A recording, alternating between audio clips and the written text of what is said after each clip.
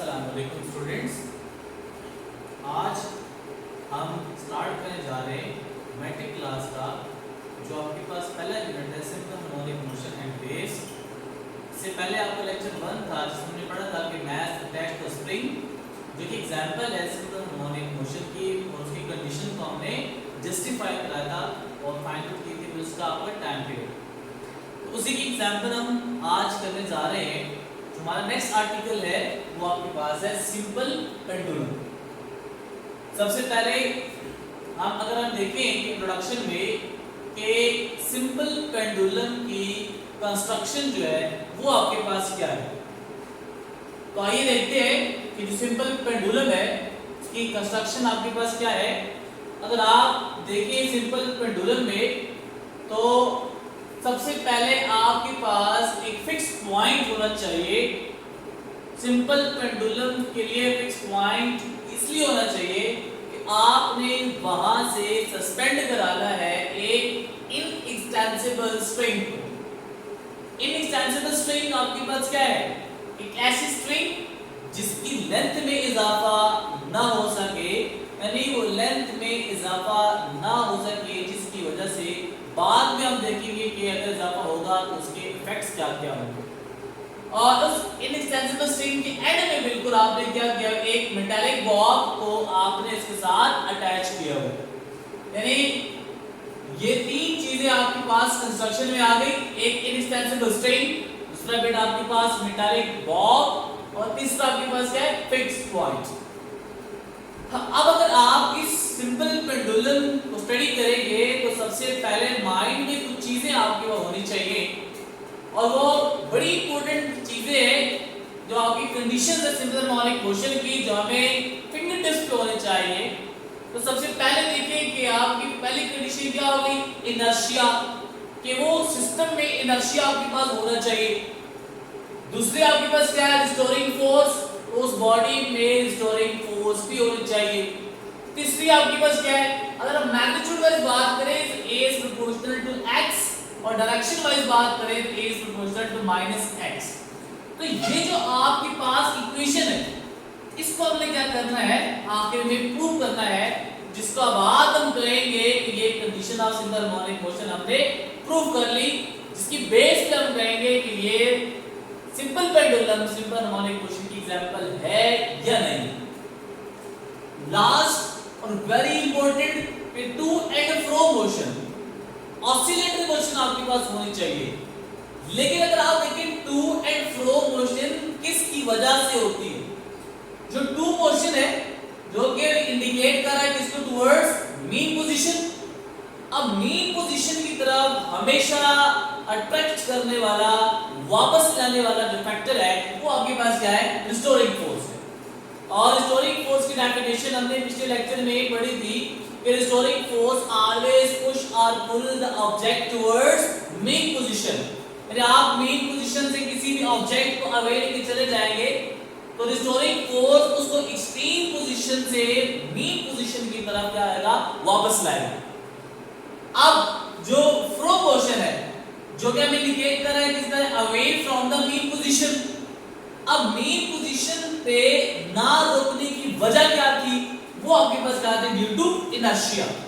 तो इनर्शिया की वजह से वो मीन पोजीशन पे रुकता नहीं है, और रिस्टोरिंग फोर्स की वजह से वो एक्सट्रीम से दोबारा मीन पोजीशन की तरफ मूव करता है। अगर आप डायग्राम देखें इसकी तरह, तो डायग्राम आपके पास क्या है, एक स्ट्रिंग है जिसके साथ आपने मेटालिक बॉब को अटैच किया हुआ है, और इसकी tension the string which is along upward direction and weight of the bob which is acting vertically downward direction। आपके पास इस मीन पोजीशन पे x की वैल्यू क्या है, 0, और x हमें क्या इंडिकेट कर रहा है, डिस्प्लेसमेंट के बारे में। जब हम फोर्स नहीं लगा रहे तो डिस्प्लेसमेंट की वहां पे क्या है, 0 हो गया, यानी यहाँ पे फोर्स की वैल्यू 0 होने की वजह से डिस्प्लेसमेंट 0 है। और इस टाइम पे आपका जो मेटालिक बॉब है या पेंडुलम है वो मीन पोजीशन के ऊपर आपके पास at in the stage of rest है। लेकिन अगर आप इसको मूव कराएंगे यानी फोर्स को आप इसको लगाए इसके ऊपर टुवर्ड्स राइट साइड पे, जो कि आपका एक्सट्रीम पोजीशन आपके पास क्या बन गया ए। तो ये ए की तरफ जब आप लेके चलेंगे और जैसे ही आप यहां छोड़ेंगे तो ये टुवर्ड्स मीड पोजीशन, जो कि आपका ओ पोजीशन मीड है, इसकी तरफ क्या करेगा, वो मूव करेगा। जब वो मूव करेगा तो बजाय ओ पोजीशन में रुकने के वो इनअदर एक्सट्रीम पोजीशन की तरफ चला जाएगा, जो कि हम नाम दे देते हैं क्या है आपके पास, बी। और ये रिपीटिशन होती रहेगी ओ से ए से ओ एंड बी से then O and to and fro motion आपके पास ये चलती रहेगी। इसका मतलब है कि पहली कंडीशन सेटिस्फाई होगी, जो कि आपकी कौन सी थी, to and fro motion, simple pendulum to and fro motion कर रहा है। अब मीन पोजीशन से जो अवे लेके जा रहा है और वापस लेके आ रहा है, वो कौन सा आपके पास फैक्टर है, वो आपके पास है रिस्टोरिंग फोर्स, जो कि मीन पोजीशन की तरफ लेके आ रहा है, और जो मीन पोजीशन से एक्सट्रीम की तरफ लेके जा रहा है, इसकी वजह से वो मीन पोजीशन पे रुक नहीं रहा, वो फैक्टर आपके पास कौन सा है, इनर्शिया का। इसका मतलब है कि इनर्शिया, रिस्टोरिंग फोर्स और टू एंड फ्रो मोशन, ये तीन कंडीशन आपकी जस्टिफाई होगी। अब सबसे मेन कंडीशन जो है वो आपके पास है a is proportional to minus x। अब हम इसको क्या करते हैं, प्रूव करने जा रहे हैं। अगर आप इस पेंडुलम को देखें, इस आपके पास एक्सट्रीम पोजीशन a, आप इसको थोड़ा सा एलाबोरेट कर लें। अगर आप देखें तो tension the string is always toward the point of suspension, यानी मीन पोजीशन अगर आप देखिए उसकी एक्सट्रीम पोजीशन ये है तो टेंशन द स्ट्रिंग हमेशा अपवर्ड डायरेक्शन में आपके पास आ रही है। अगर आप इसके वेज के, यानी ये आपका वेज है और वेज के अगर दो कंपोनेंट्स बनाए because it makes an angle theta, तो एक कंपोनेंट आपके पास क्या आएगा, wx, और वो आपके पास क्या है, wx mg cos of theta, और थीटा के अपोजिट साइड कौन सी होती है, sin थीटा। तो आपका जो y फैक्टर बनेगा, जो कि y कपल्ड बनेगा वेज का, वो बनेगा wy mg sin थीटा। अगर आप एक बात नोट करें तो दो कंपोनेंट्स आ गए, एक आपके पास कौन सा कंपोनेंट हो गया, हॉरिजॉन्टल कंपोनेंट, और एक आपके पास कौन सा हो गया, वर्टिकल कंपोनेंट। ठीक है, अगर आप देखें कि ये जो आपका mg cos थीटा है, ये आप बिल्कुल अपोजिट डायरेक्शन में किसके, टेंशन द स्ट्रिंग के, तो ये दोनों आपस में क्या कर जाएंगे, बैलेंस आउट कर जाएंगे। इसका मतलब है there is no motion along this axis, इस कंपोनेंट के जरिए से कोई भी मोशन नहीं हो रही। अब पीछे आपके पास एक कंपोनेंट रहेगा जो कि wy कंपोनेंट आपके पास कौन सा है, mg sin थीटा। इसका मतलब ये हुआ कि the only responsible for the motion of the simple pendulum is wy mg sin of theta. तो आपका ये कंपोनेंट रिस्पांसिबल है, और यही कंपोनेंट किसके बराबर हो रहा है, रिस्टोरिंग फोर्स के। तो इसके बाद हम डिराइवेशन करते हैं, फॉर्मूला डिराइव करते हैं, कंडीशन डिराइव करते हैं। तो देखिए बेटा, आपके पास रिस्टोरिंग फोर्स अगर आप मैग्नीट्यूड वाइज देखें तो किसके बराबर है, mg sin of थीटा, और अगर हम डायरेक्शन वाइज बात करें तो आपके पास बनेगा Fr mg sin of theta. इसको आप नाम दे देंगे, आपके पास क्या आ गई, इक्वेशन A आ गई। अब आप थोड़ा सा क्लास 9 में जाएं तो आपने न्यूटन सेकंड लॉ क्वेश्चन पढ़ा था कि जब आप किसी भी बॉडी के ऊपर फोर्स लगाएंगे तो वो एक्सेलरेट होगी, और मास भी होगा उस बॉडी का। तो फोर्स, मास और आपके पास एक्सेलरेशन, इन तीनों को रिलेट करने वाला आपका न्यूटन सेकंड लॉ था। अगर आप इस बॉडी को देखें, मेटल बॉल का मास m है, मैं फोर्स लगा रहा हूं टुवर्ड्स राइट साइड पे, तो वो एक्सेलरेट होगा आपके पास। जब एक्सेलरेट होगा तो उसमें जारी बात है, हम उसको रिलेट कर सकते हैं न्यूटन सेकंड लॉ से। तो आपके पास क्या है, Fa ma। याद रखिए बेटा, ये जो फोर्स है ये अप्लाइड फोर्स है, और ये जो फोर्स है ये अप्लाइड फोर्स होने के बाद उसमें रिस्टोरिंग फोर्स है। अब ये भी फोर्स, ये भी फोर्स, मैग्नीट्यूड वाइज तो दोनों सेम है, लेकिन सिर्फ और सिर्फ फर्क क्या है, इनकी डायरेक्शन का। तो अगर आप इसको नाम दे दें कि इक्वेशन B है, तो मैं इक्वेशन A और इक्वेशन B को कंपेयर कर सकता हूं। तो ये बनेगा ma mg sin of theta. अब m और m आपस में क्या हो गए, कैंसिल आउट हो गए, सो a g sin थीटा, इसको आप नाम दे दें, इक्वेशन आपके पास क्या आ गई, C आ गई। अब जो ये वाला फैक्टर है साइन थीटा बना। इसको हम थोड़ा सा मॉडिफाइड करते हैं। अगर आप इसको ट्राइंगल को जो आपने यहाँ पे ड्रॉ किया है, मैं इस ट्राइंगल को सेपरेट करके यहाँ पे ड्रॉ कर लेता हूँ। अगर आप ये देखें कि ये आपके पास कौन सी पोजीशन थी, और मीन पोजीशन, और ये आपके पास कौन सी पोजीशन है, extreme position A. And from the mean position when we move towards extreme position, हम उसको नाम देते हैं कि ये आपके पास क्या कवर हो रहा है, डिस्प्लेसमेंट कवर हो रहा है, जो कि आपका क्या है, हमने एक्स से डिनोट किया है। और ये जो आपके पास है, ये आपके पास क्या है, length of the inextensible string, और ये tension the string which is eight extreme position, और ये थीटा एंगल आपके पास बना रहा है। तो थीटा आपको देखें तो एक्स आपके पास ये एक फैक्टर आ गया, एक आपके पास साइड एल आ गई, लेंथ आ गई। तो अगर हम साइन थीटा लगाएं इस ट्रायंगल के ऊपर, तो अगर आप देखें थीटा के अपोजिट साइड कौन सी बन गई, परपेंडिकुलर, और ये साइड आपके पास क्या बन गया, आपके पास हाइपोटेन्यूज। तो sin theta is equals to perpendicular divided by hypotenuse. आप परपेंडिकुलर कंपोनेंट आपके पास कौन सा है, इसमें आ फैक्टर x, हाइपोटेन्यूज वाला कौन सा है, स्मॉल लेंथ l। अब sin थीटा की वैल्यू इस इक्वेशन से पुट करें तो ये आएगा a is equals to minus g into x divided by l। अब g कांस्टेंट है, लेंथ भी कांस्टेंट है, हम लिखते हैं minus g divided by l into x। तो g कांस्टेंट, लेंथ भी कांस्टेंट, क्योंकि चेंज नहीं हो रही। स्टार्ट में हमने बोला है कि कौन सी स्ट्रिंग है, इनएक्सटेंसिबल स्ट्रिंग है, लेंथ उसकी फिक्स्ड रहेगी। तो अगर आप इन दोनों फैक्टर्स को डिवाइड करेंगे तो आंसर भी आपके पास क्या आएगा, ये कांस्टेंट आएगा। तो मैं इसको लिख सकता हूं कि a is equal to minus constant into x।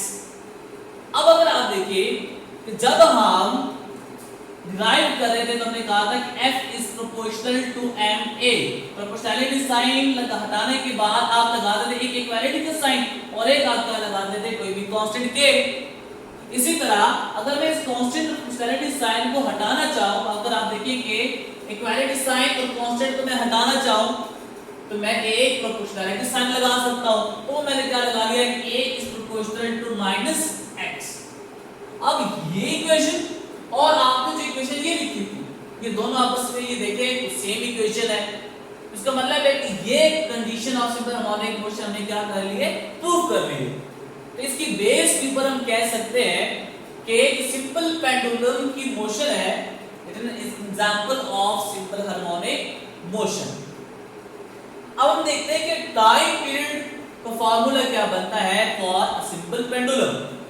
तो टाइम पीरियड को जब हम डिफाइन करते हैं तो हम कहते हैं कि the time required to complete one vibration is known as time period. तो उसके लिए फार्मूला क्या है, t is equals to 2 pi under root l divided by g।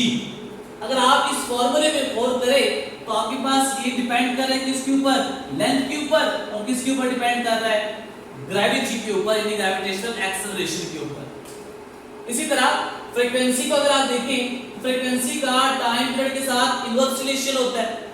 और अगर मैं यहां से फ्रीक्वेंसी फाइंड करना चाहूं तो मैं इसको लिख सकता हूं कि f is equals to 1 divided by t। तो रेसिप्रोकल को ले लें जरा टाइम पीरियड का, तो आपके पास क्या आ जाएगा, फ्रीक्वेंसी आ जाएगी।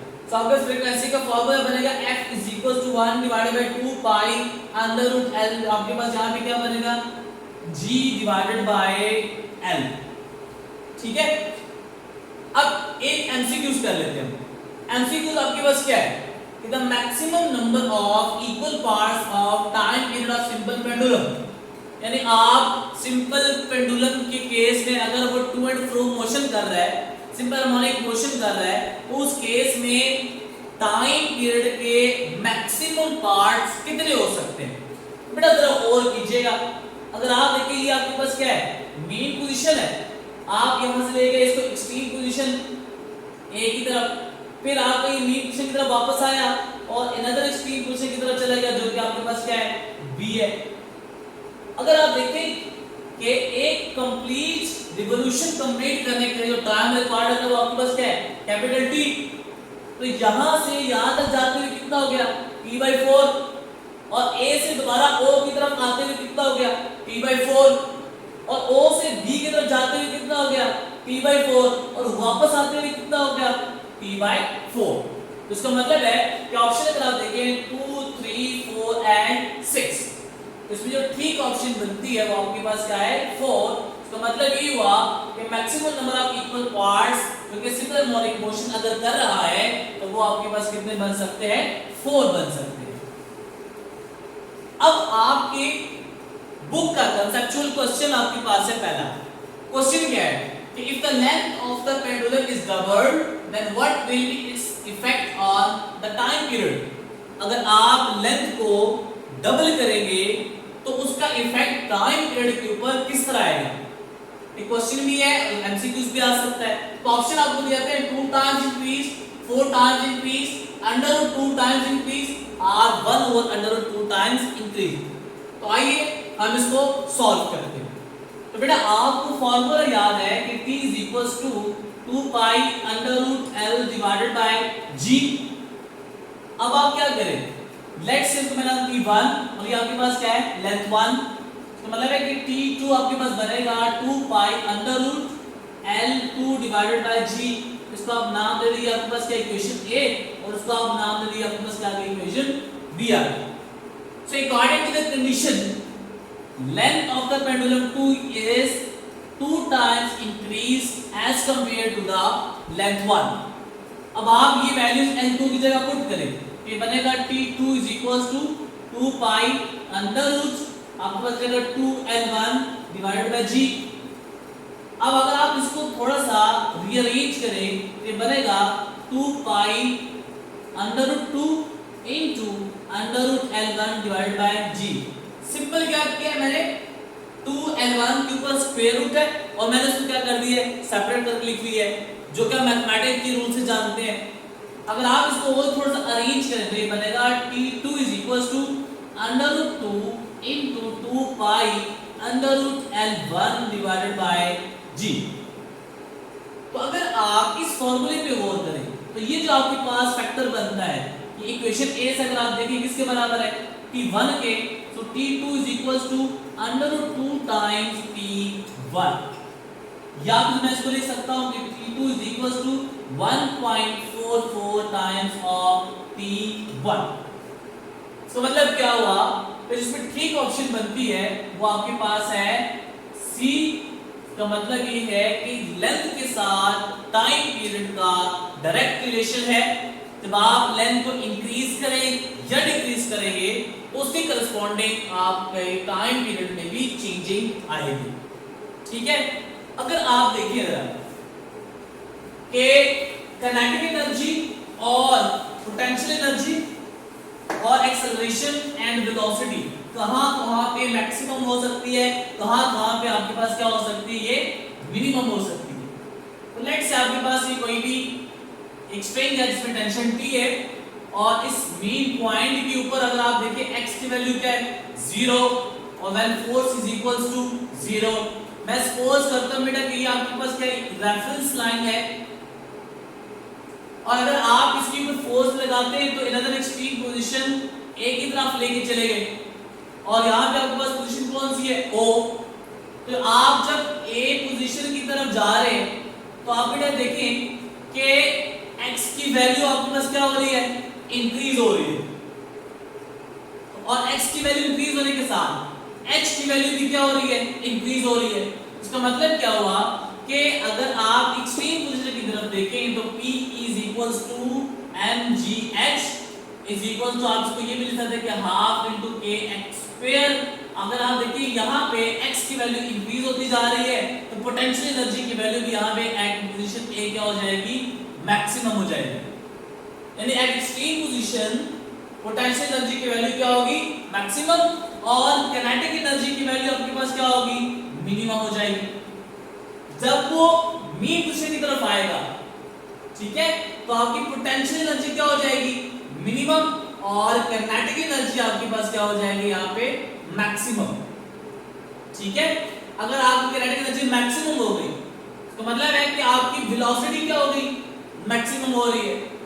तो याद रखें इस पॉइंट यहाँ पे एक बड़ा इंपॉर्टेंट कंसेप्चुअल पॉइंट है। तो एक्सेलरेशन की वैल्यू आपके पास यहाँ पे क्या होगी, तो बेटा याद रखें कि अगर आप सर्टेन पॉइंट की तरफ देखें मैं कुछ थोड़े से लम्हे के लिए यहाँ पे देखता हूँ। तो अगर आप थोड़े से लम्हे के लिए देखें तो एक लीनियर मोशन हो रही है। जब लीनियर मोशन आपके पास हो तो वहां पे वेलोसिटी क्या होती है, जीरो आपके पास होती है। नहीं, वेलोसिटी आपके पास कांस्टेंट होती है और चेंज इन वेलोसिटी आपके पास क्या होती है, जीरो। तो एक्सेलरेशन को हम कैसे डिफाइन करते हैं, delta v divided by delta t। जब चेंज इन वेलोसिटी जीरो हो गई तो zero divided by t which is equals to zero. तो एक्सेलरेशन की value at the mean position क्या हो गई, जीरो। लेकिन एक्सट्रीम पॉइंट पे एक्सेलरेशन की वैल्यू आपके पास क्या होती है, मैक्सिमम होती है। ये बात बड़ी इंपॉर्टेंट है बेटा और ये बहुत कंसेप्चुअल है। मैं दोबारा रिपीट कर लेता हूं कि जब वो एक्सट्रीम से मीन की तरफ आएगा तो चूंकि उसकी वेलोसिटी इंक्रीज हो रही है तो काइनेटिक एनर्जी की वैल्यू भी क्या हो जाएगी, मैक्सिमम हो जाएगी और पोटेंशियल की एनर्जी की वैल्यू क्या हो जाएगी, मिनिमम हो जाएगी। लेकिन एक्सेलरेशन जो कि rate in change of velocity आपके पास होता है, तो अगर आप इस पॉइंट से लेके इस पॉइंट तक देखें तो यहाँ पे थोड़ी सी लंबे के लिए वो क्या हो रहा है, लीनियर मोशन कर रहा है। लीनियर मोशन में चेंज इन वेलोसिटी आपके पास क्या होती है, zero, because velocity is uniform or constant. तो आप देखिए चेंज इन वेलोसिटी जीरो हो गई तो एक्सेलरेशन की वैल्यू आपके पास क्या होगी, यहाँ पे जीरो होगी। ठीक है, तो ये जो आपकी कुछ कैरेक्टरिस्टिक्स है वो आपकी बुक में लास्ट इस आर्टिकल में देखें तो वो पॉइंट फॉर्म में लिखे हुए जो characteristics of the single harmonic motion है उसको आप रीड कर लीजिएगा। उम्मीद है आपको ये लेक्चर समझ आया होगा। तब तक हम नेक्स्ट लेक्चर जब स्टार्ट करेंगे तब तक के लिए अल्लाह हाफिज़।